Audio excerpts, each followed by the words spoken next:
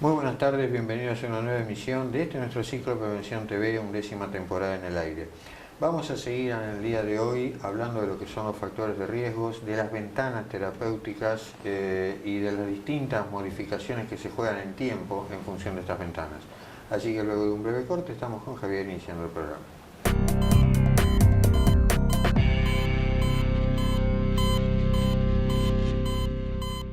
Bueno, así como en el programa anterior fue un programa prácticamente exclusivamente de enfermedad coronaria, como hemos mostrado la evolución de las placas a lo largo de la vida del paciente, desde que nace, o sea, una placa limpia, la evolución de esa placa hasta que se complica y el paciente tiene un infarto, y hablamos en esa oportunidad de la ventana terapéutica que nosotros teníamos, en la cual, si nosotros actuábamos desde el punto de vista médico en esa ventana terapéutica, al paciente podíamos salvarle bastante territorio de miocardio.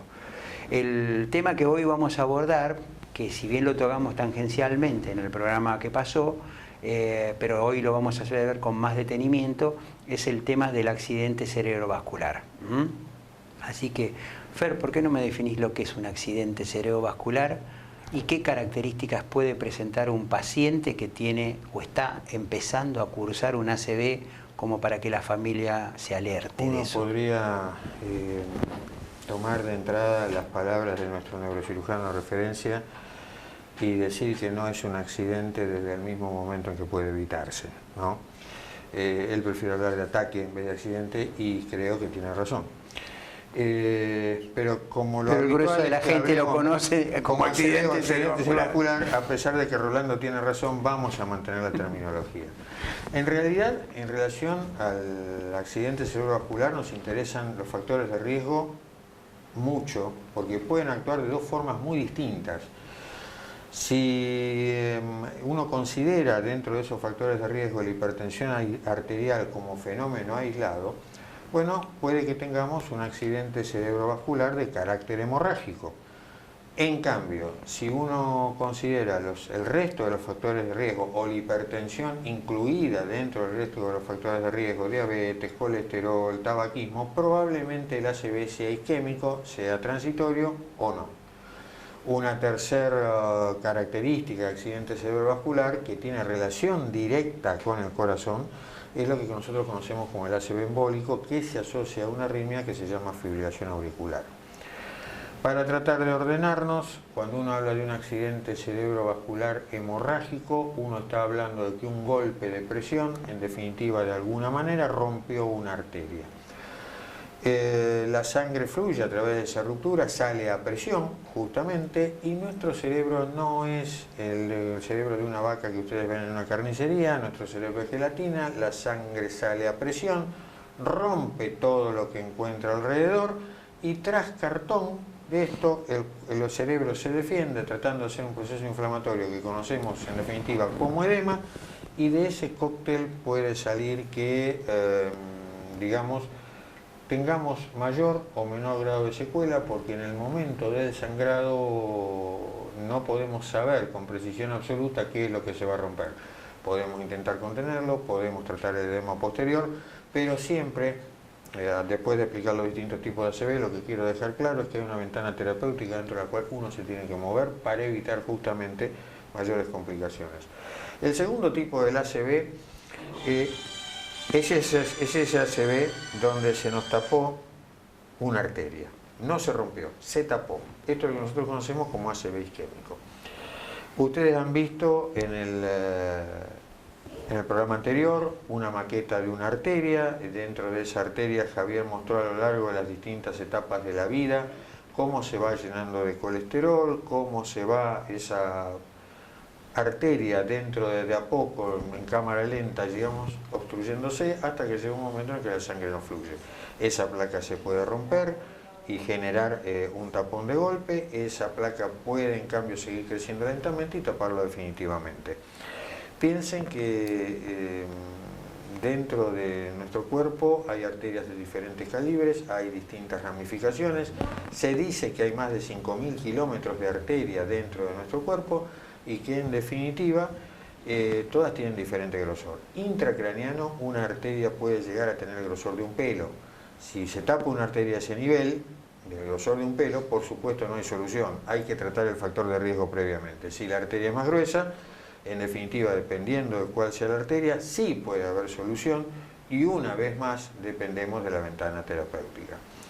El tercer tipo de ACV es también una oclusión. Se tapó una arteria, pero se tapó por un coágulo.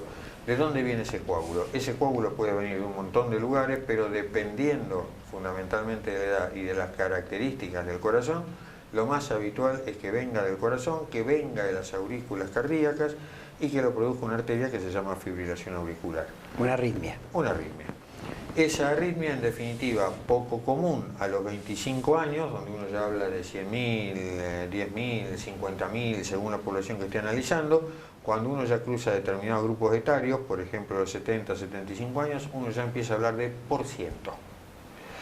Y tal es así, tal es el vínculo entre una cosa y otra, que es una de las cosas más fáciles de prevenir, si uno quiere llamarlo de esta manera, porque hecha la detección, uno trata al paciente con anticoagulación para evitar justamente esto.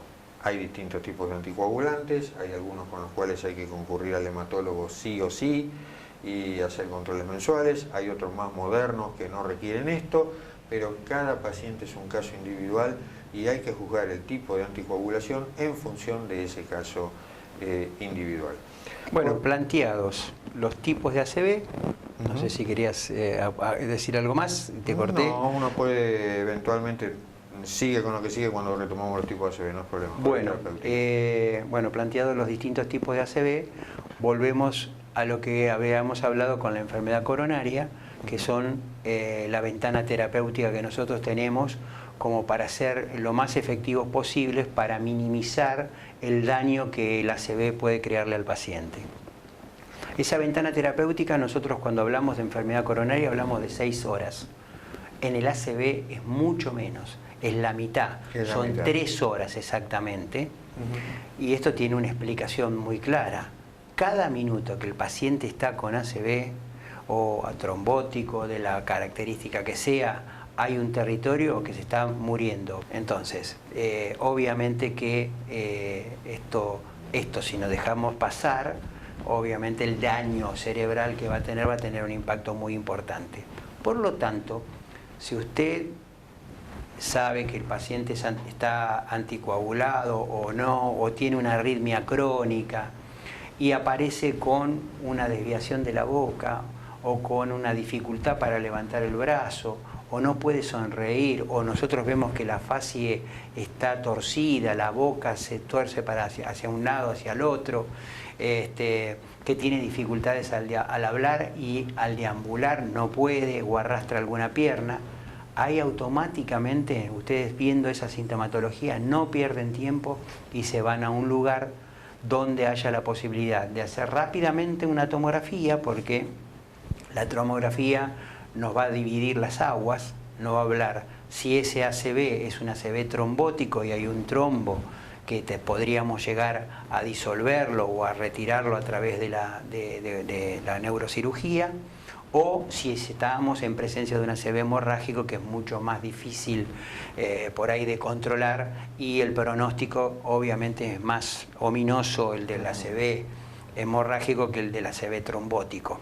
Entonces tenemos que ir a un lugar que tenga un gabinete de hemodinamia, así como para solucionar los temas coronarios, también en esos laboratorios de donde se hacen los cateterismos cardíacos.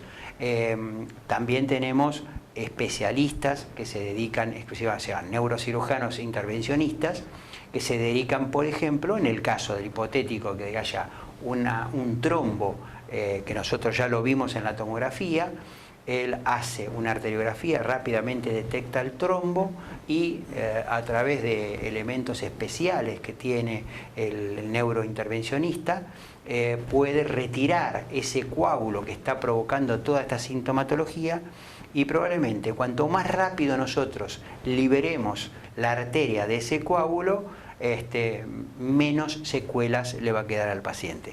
Así que es muy importante la observación de la familia ante cambios en un paciente mayor, como dijo Fernando, donde esto es mucho más frecuente que en la gente más joven, en un paciente que ya sabemos que tiene, por ejemplo, una arritmia crónica, que es la fibrilación auricular, que es generadora de trombos, o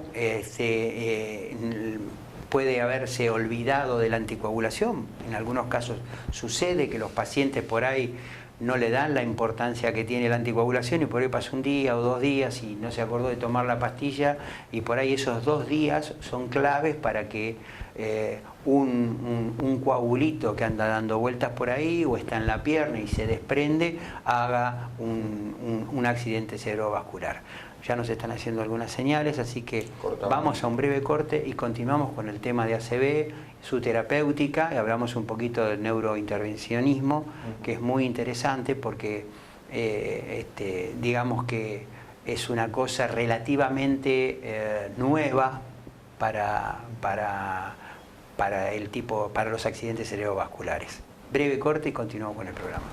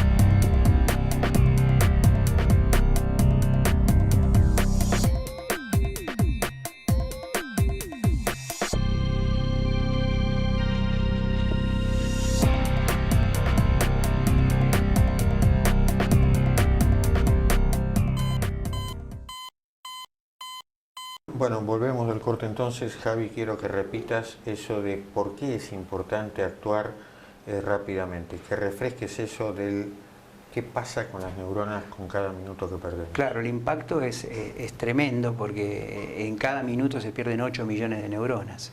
O sea, es un número, es decir, hay una cantidad extraordinaria de neuronas en nuestro cerebro, pero si en cada minuto perdemos 8, pasaron 2 horas y nosotros tenemos una secuela muy importante en el paciente que nos va a costar mucho revertirlo, nos va a costar mucho rehabilitarlo. Entonces, cuanto más atenta esté la familia y más rápido el paciente concurra a una institución donde le puedan hacer una tomografía y que tengan, acuérdense, cateterismo o hemodinamia, esa sería la palabra, en general los servicios tienen las 2 posibilidades, tanto la resolución de un tema cardiovascular como de un tema neurológico. Ahí hay un neurólogo intervencionista que se encargaría de solucionar, teniendo ya una tomografía que más o menos nos aporta el sitio de trombosis. El neurointervencionista podría ingresar hacia ese territorio y, si detecta y encuentra el coágulo, hacer la extracción del mismo para liberar todo ese territorio y volverle a restituir la oxigenación para que se dejen de perder neuronas. Piensen en esto, porque Javier está hablando insistentemente sobre la arteria, pero no está hablando del cerebro. El paciente está hemipléjico. Traduzco, de golpe no puede mover la mitad de un cuerpo. Derecho o izquierdo, no importa, pero está hemipléjico. Le tomo la presión y tiene 20. Probablemente me preocupe la presión y no el problema vascular en sí, que es lo que Javier apunta a resolver cuanto antes. Pero ninguno de ustedes va a saber hasta dónde le tiene que bajar la presión. Eso es resorte de un especialista, porque si la bajo muy rápido, muy probablemente haga daño. Entonces, y voy a empeorar ese cuadro de perder las 8 millones de neuronas. Entonces, no es solamente ir a destapar la arteria, sino que hay que tratar un cerebro en forma global que va a necesitar que le siga llegando sangre a la zona que está sana para no empeorar la cosa.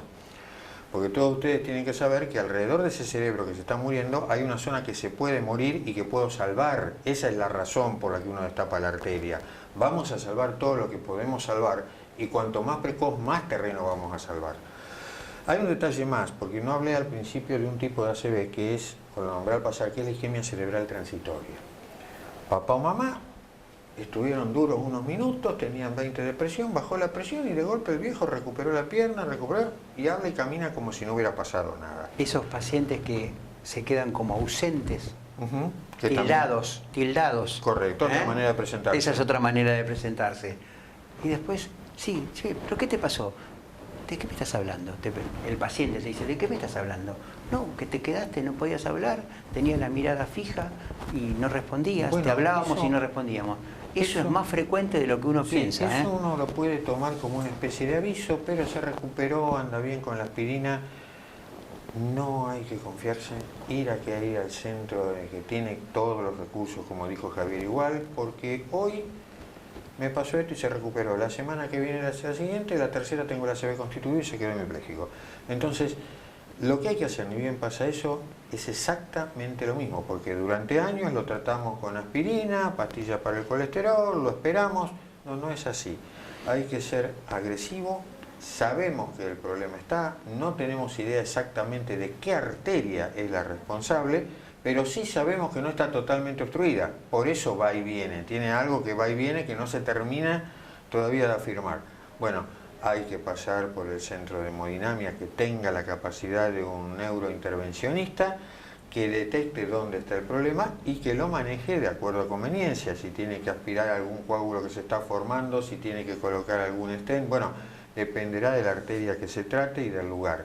Pero justamente esa es otra manera de presentarse la ACV que nosotros llamamos isquemia cerebral transitoria y que es un tema que no es menor, porque como decís vos, hay ausencias y de golpe se recuperó. ¿Qué le pasó?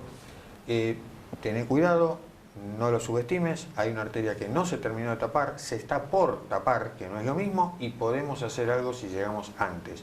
Y llegamos antes significa que en este caso no perdimos nada del cerebro previo. Por lo tanto, la familia tiene que estar muy atenta. En la presencia de alguien con factores de riesgo, hipertenso, añoso, que ha tenido alguna ausencia o que está anticoagulado, porque ya tiene una arritmia crónica y demás, prestarle mucha atención en todos sus movimientos, en todas sus actitudes, porque por ahí uno le habla y está con la mirada perdida y no está comprendiendo lo que le estamos diciendo. O uno lo ve que está arrastrando un pie que antes no lo arrastraba, o que una mano se cayó y no la puede levantar. Le decís, bueno, tocate el pelo, tocate la cabeza, y el paciente no lo puede hacer, o tocate la punta de la nariz y tampoco lo puede hacer. Entonces, rápidamente, ustedes no son médicos, pero ante ese cuadro clínico, ante esas observaciones que ustedes tienen, lo cargan inmediatamente, porque el tiempo es vital. Inclusive en el ACV hemorrágico hay algunos tratamientos desde el punto de vista de neurointensivismo, de neurovascular, que pueden hasta tapar el vaso dañado y no dejar que se inunde todo el cerebro de sangre con las consecuencias y el daño que eso representa. Está hablando de un tipo especial de ACV hemorrágico que es la hemorragia subaranoidea. Acá concretamente hablamos de que ya la arteria tiene una malformación que se llama aneurisma, que favorece la ruptura. De vuelta acá el factor de riesgo más importante, como siempre, es la hipertensión arterial. La diferencia es que el aneurisma cerebral se rompe en gente mucho más joven. Es decir, un aneurisma cerebral se puede romper en alguien de 15 años, por ejemplo, sin previo aviso. Entonces ahí también el factor de riesgo, si existe el antecedente familiar, antes decíamos, bueno, detectaste un aneurisma, no se rompió, esperalo. Hoy se tiende a ser más agresivo, sobre todo si hay antecedentes familiares, ir a buscar el problema y si uno lo detecta, actuar. Respecto al factor de riesgo más importante, que es la hipertensión arterial, tengan ustedes en cuenta que la hipertensión arterial es el factor de riesgo más prevalente en el planeta después de las caries. No hay ningún otro, como factor de riesgo es el número uno, es el número uno. Pero si ustedes me dicen, hablan de enfermedades, las caries y después viene la hipertensión arterial. Y la hipertensión arterial me trae todas estas consecuencias. Así que estar atentos a aquellos que ya saben que son hipertensos y por otro lado, aquellos que no lo saben deben controlarse. Si hay antecedentes en la familia de hipertensión arterial, hay que controlar a los abuelos, hay que tener un seguimiento de esos pacientes, prestarle mucha atención, observarlos en sus movimientos y sus actitudes. Tienen que saber esto, 50% de los hipertensos no saben que lo son. De la mitad que se está tratado, la mitad a su vez el tratamiento es insuficiente. De todo eso se pueden incluso tomar nota ustedes, porque si uno dice, la señora estuvo embarazada y durante el embarazo tuvo hipertensión arterial, por más que haya vuelto a lo normal, esa hipertensión en algún momento de su vida va a volver. Hay que estar atento. ¿Cuándo? Más que eso. ¿Cuándo vuelve? Probablemente cuando se arrima la menopausia. Pero puede pasar que vuelva antes, tampoco es cuestión de confiarse. Entonces no está de más chequearlo, no está de más empezar a comer sin sal, no está de más el ejercicio aeróbico que va a estirar esa vuelta de la hipertensión arterial. Si sé que me sube la presión en situación de estrés, también soy candidato a ser hipertenso fijo el día del mañana. Entonces también es una cosa importante chequear cada tanto la hipertensión arterial, ver dónde estar parado, hacer un estudio de presión de 24 horas, hacer una ergometría que me puede contar si me estoy arrimando o no por la evolución de la presión a esa, digamos, instalación de la hipertensión arterial. Es decir, si sé que estoy tomando medicación y tengo 14, 15, bueno, estoy mal. O tengo 9, 10 de mínima. Uno no medica a un paciente para que tenga 14, 9. Uno lo medica para que ande en 12, 8 o más abajo. Entonces, si veo que estoy siempre borderline, bueno, tengo que volver a mi médico. Mire, doctor, hasta acá no resulta. Veo que esto está muy frecuentemente en el límite. ¿Es normal? ¿No es normal? ¿Qué tengo que hacer? Porque para esas cosas no es cuestión de ir 1 o 2 veces al año al médico y no actuar. Uno también tiene que ser un poco responsable en ese sentido. Porque si papá y mamá fueron hipertensos jóvenes, tengo todos los boletos. Porque si es una mujer que estuvo embarazada y estuvo hipertensa, tiene todos los boletos. Entonces, es cuestión también de que uno de alguna forma se preocupe por esto. Y la otra, tomar la presión en los chicos, ¿tá? Porque hoy tenemos muchos temas infantiles, no es la infancia que vivimos Javier y yo. Hay mucho factor de riesgo con la comida chatarra, mucho factor de riesgo con el sedentarismo, mucho factor de riesgo con el sobrepeso que cada vez vemos más. Entonces, no está de más que le tomemos la presión a los chicos y si hay que dar algún consejo, encarrilarlo desde chicos. Y todo eso es una sumatoria de cosas. Sumale la dislipemia que por ahí llega a tener y el paciente lo desconoce, hipertrigliceridemia, que si bien no me tapa la arteria, me puede traer otras complicaciones serias. Es decir, y lo que mencionó Fernando como prueba diagnóstica, que nosotros más que nada para la parte coronaria, pero para la hipertensión arterial, una hipertensión que está borderline, en una prueba ergométrica nosotros la ponemos de manifiesto. Entonces sabemos positivamente que ese paciente es hipertenso porque la presión subió demasiado durante el ejercicio. Entonces, prestar cuidado y empezar a tratarlo como hipertenso ya. Breve corte y cerramos el programa.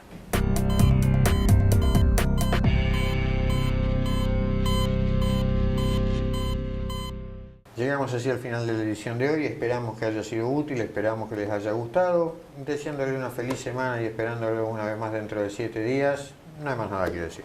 Bueno, que tengan ustedes una muy linda semana y nos encontramos dentro de 7 días en una edición de Prevención TV. Hasta entonces.